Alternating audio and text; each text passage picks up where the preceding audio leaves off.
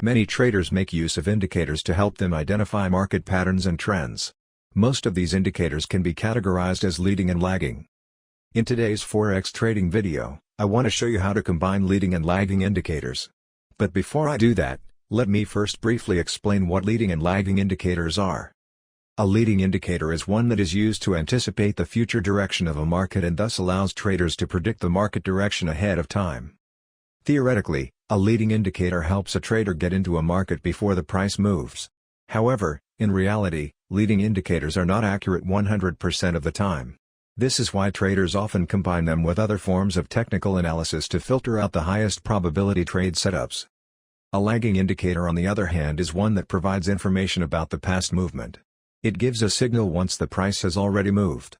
And while you may think it's useless to know what is happening after the fact, these indicators can still be useful.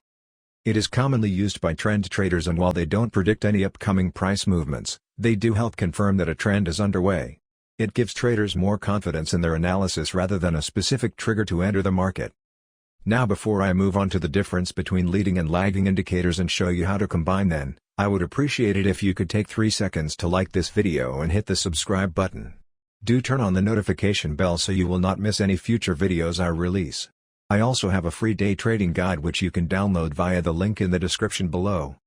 The most obvious difference between the two is that leading indicators predict market movements while lagging indicators are used to confirm trends that have already taken place. Both leading and lagging indicators have their pros and cons, and therefore you should combine both. This way, the disadvantages of a leading indicator can be compensated by the advantages of a lagging indicator and vice versa. Leading indicators tend to react to price quickly and are thus ideal for short-term traders. But because they are short-term in nature, they are very prone to giving out many false signals that result in losses. Lagging indicators, on the other hand, tend to react slower, and thus traders can expect it to be more reliable and accurate. However, the downside is that by the time the signal is being generated, it could already be too late to enter. This means that traders will witness a move before the indicator confirms it, and the trader will not get the best prices when using lagging indicators. A lagging indicator makes use of historical data as input and thus requires a longer look-back period to determine trends. Trend traders who use these indicators often see this as a necessary confirmation that the price has gathered enough momentum. Other traders who want to catch the best prices may view this as a lost opportunity and thus opt not to use a lagging indicator. Even with the late signals, many traders still prefer to use the lagging indicators as it helps them further validate their trading decisions. It is rather common to see traders use 2 or more lagging indicators to confirm the price trend before taking a trade.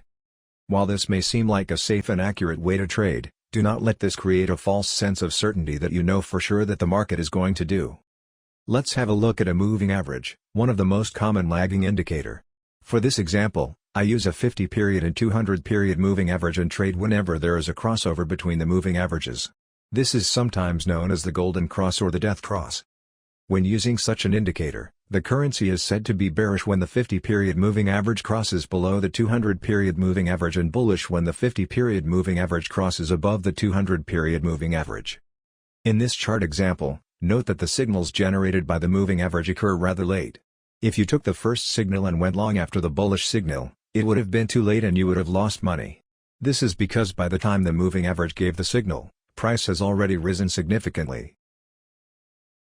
Now, since we are on the topic of lagging indicators, I wanted to point out that there are tons of false information about the relative strength index, stochastic, MACD or other momentum oscillators. These are not leading indicators.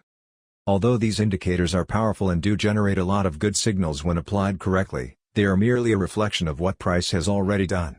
They do not lead prices. Don't get me wrong, I am not saying to avoid using lagging indicators since they can help you make better decisions. I am saying that you have to understand how they work. And if you're confused, just remember that lagging indicators can only provide signals based on historical data.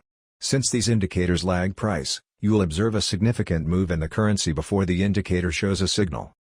The truth is that almost every technical indicator is a lagging indicator since it is derived from price.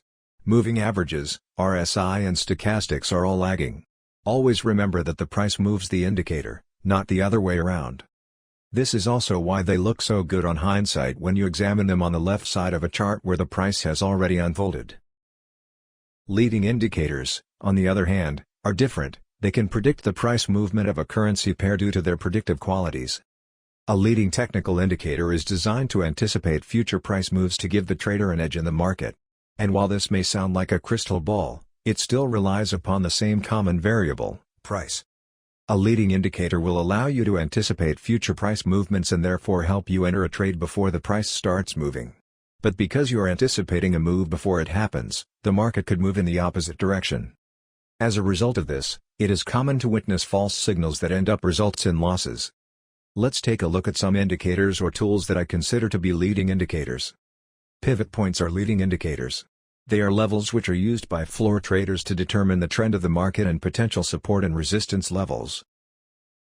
By noting the current day's high, low and close, you will be able to calculate the next day's pivot point as well as support and resistance level. Notice that I mentioned next day. And that's why pivot point is a leading indicator. What makes pivot points so reliable is that they are based purely on price. Plotting these levels on your charts allow you to know in advance what are the key levels for the next trading day. You can use these levels to determine if you wish to trade the rejection or the breakout. Another tool that is a leading indicator is the Fibonacci retracement and extension. It helps you predict the possible turning points in the market before it happens. Contrast this to a lagging indicator which only generates a signal after the price has already started to move. Fibonacci allows you to act before the fact. Now some traders also consider volume as a leading indicator, but that's only when used in conjunction with price. Other tools that you could use as leading indicators are trend lines and support and resistance levels. These are tools that you can plot on your chart and wait for price to react to. They will tell you ahead of time where the market is likely to be support or resisted. Now, tackling the important question about whether you should be using leading or lagging indicators. This is often a dilemma among traders as they struggle to find a balance between both of them. If you rely solely on leading indicators, chances are you will see a lot of false signals which will hurt your trading account. Rely only on lagging indicators and you will likely enter late and have a poor risk-to-reward ratio. Traders who are looking to scalp the market will tend to favor leading indicators, while traders who want more confirmation will tend to favor lagging indicators. The trick is to achieve the balance is by mixing leading and lagging indicators across multiple time frames. If you can successfully do this, you will be able to have a trading strategy that is far superior to using either of the two types of indicators in isolation. Here's an example of how you can combine both lagging and a leading indicator. You can use a lagging indicator like the 200 moving average and a leading indicator like the pivot point. First, you want to use the lagging indicator to determine the context of the text. So if price is current trading below the 200 moving average, then it is a downtrend and you want to be selling. If price is trading above the 200 moving average, then it is an uptrend and you want to be buying. The next thing you want to do is to look for an entry point using the leading indicator. In this case, I use the pivot point to illustrate this. You can sell a pullback at the pivot point S2, when price is trading below the 200 moving average, in the direction of the trend. You can also use the pivot point to set your stop loss order.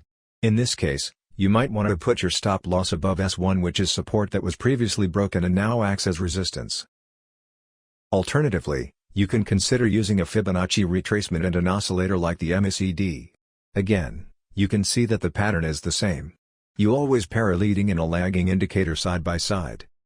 You can enter after the MACD shows a crossover when price rejects an important Fibonacci level.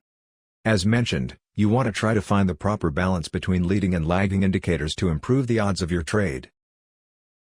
If you learned something valuable and useful from this video, I would appreciate it if you could like this video and subscribe to this channel. Do make sure to turn on the notification bell so you don't miss out on any of our future videos.